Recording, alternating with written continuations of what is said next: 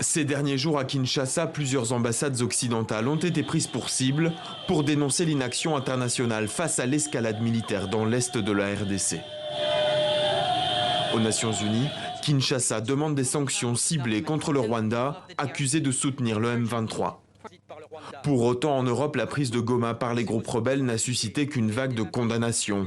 Mais au-delà du déclaratif, aucune action concrète, ce que déplorent plusieurs élus de l'extrême droite. Alors qu'attendons-nous pour condamner le vrai responsable? Qu'attendons-nous pour condamner le Rwanda? Qu'attendons-nous pour sanctionner Paul Kagame? À l'extrême gauche. Nous ne pouvons pas fermer les yeux face aux violations du droit international, demeurer silencieux face au soutien militaire du Rwanda au M23.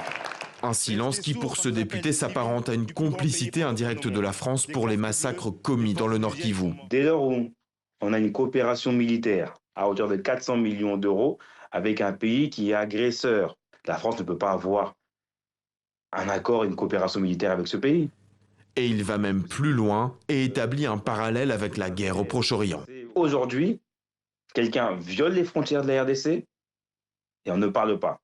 Aujourd'hui, quelqu'un bafoue le droit international en Cisjordanie et on ne parle pas. Il y a un totem sur deux pays, sur le Rwanda et sur l'Israël. Ils violent le droit international et personne ne dit rien. Donc oui, il y a une similitude. Pourquoi un tel attentisme? Il faudrait notamment chercher du côté des liens noués depuis des années entre l'Europe et le Rwanda. Bruxelles doit par exemple financer Kigali pour lutter contre le djihadisme au Mozambique. Suspendre ses partenariats pour faire pression sur Paul Kagame ne fait pas l'unanimité parmi les 27. Et Paris particulièrement fait blocage selon ce spécialiste en raison d'un accord sur les matières premières. L'an dernier, il y a eu la signature d'un accord de partenariat pour l'exploitation des soi-disant ressources minières rwandaises. Or, tout le monde sait que ces ressources n'existent pas au Rwanda, elles viennent de l'est du Congo. Et donc la Commission européenne et la France sont extrêmement mal placées pour l'instant, d'un point de vue économique. À ce jour, la Commission européenne a seulement signalé qu'elle réexaminerait l'accord signé l'an dernier avec le Rwanda.